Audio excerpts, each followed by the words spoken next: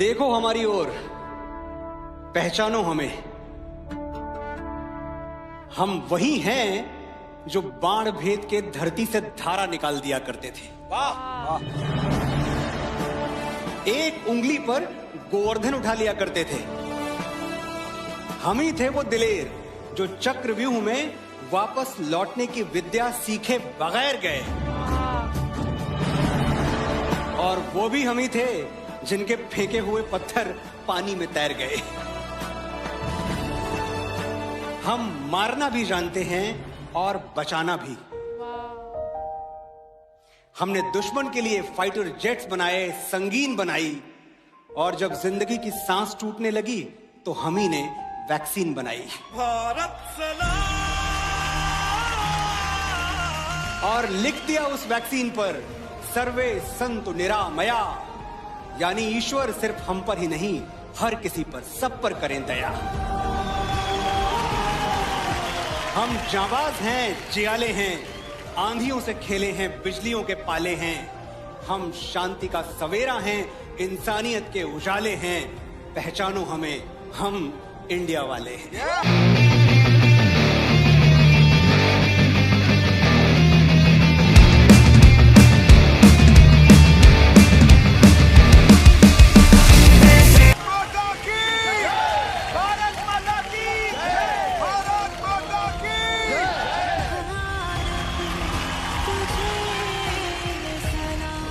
Ladies and gentleman, ये है आज के दौर के प्रख्यात और बेहतरीन गीतकार जिनके हिट गानों की लिस्ट तेरी गलियां, कौन तुझे यूं प्यार करेगा, एक्सेट्रा एक्सेट्रा, काफी लंबी है।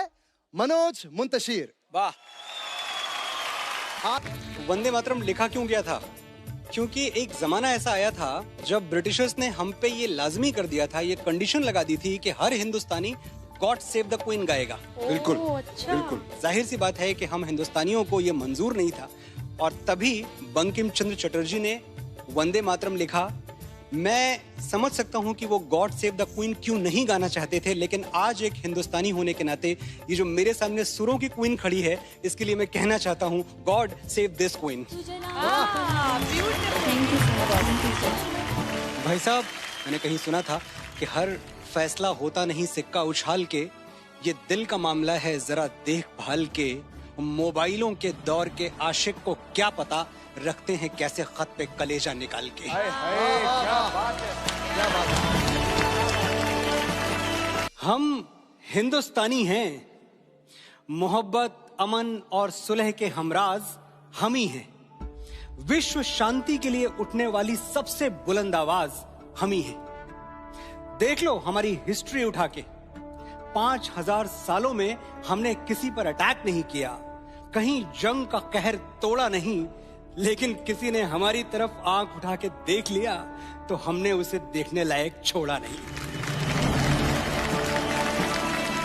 दोस्तों के लिए स्वागतम का गीत हैं हम, और दुश्मनों के लिए मुंह तोड़ जवाब भी हम ही, अहिंसा भी हम ही हैं, इनकलाब भी हम ही गौतम बुद्ध हैं, और राणा प्रताप भी हम ही। गलती से भी तुमने हमारी शराफत को कमजोरी समझ लिया तो बहुत पछताओगे। बांसुरी बजाने वाली उंगलियों ने सुदर्शन चक्र उठा लिया तो कहां जाओगे।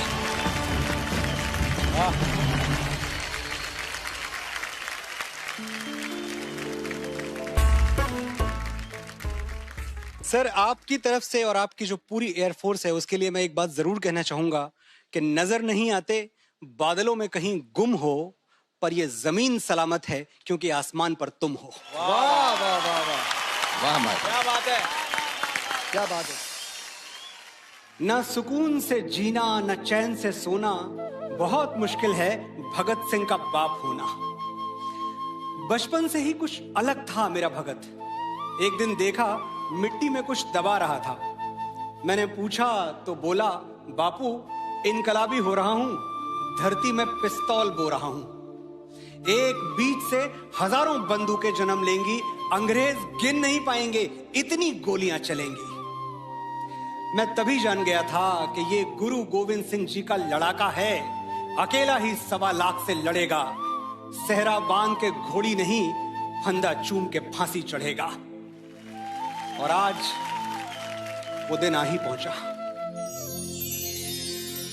भगत, जा रहे हो?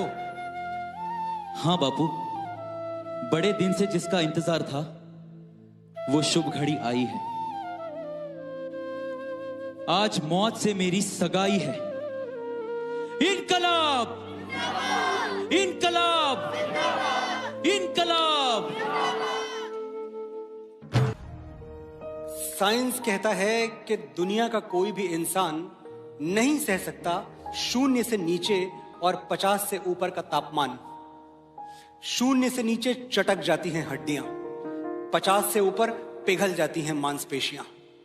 तो फिर ये लोग कौन हैं जो सियाचिन के ग्लेशियर पर -30 डिग्री में तिरंगे के तार कस रहे हैं? ये लोग कौन हैं जो बाड़मेर के रेगिस्तान में 52 डिग्री पर ठहाके मार के हंस रहे हैं? ऐसी जांबाजियां हाड़ मांस के पुतलों में कहां? इसके लिए तो कोई यक्ष या देवदूत चाहिए। फौजी खुदा के भेजे हुए फरिश्ते हैं, कोई और सबूत चाहिए।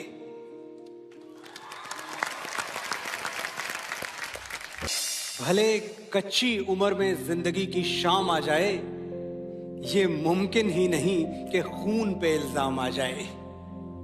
हमारे गांव में बहनें उसे राखी न बांधेंगी, पलट के जंग से भाई अगर नाकाम आ जाए।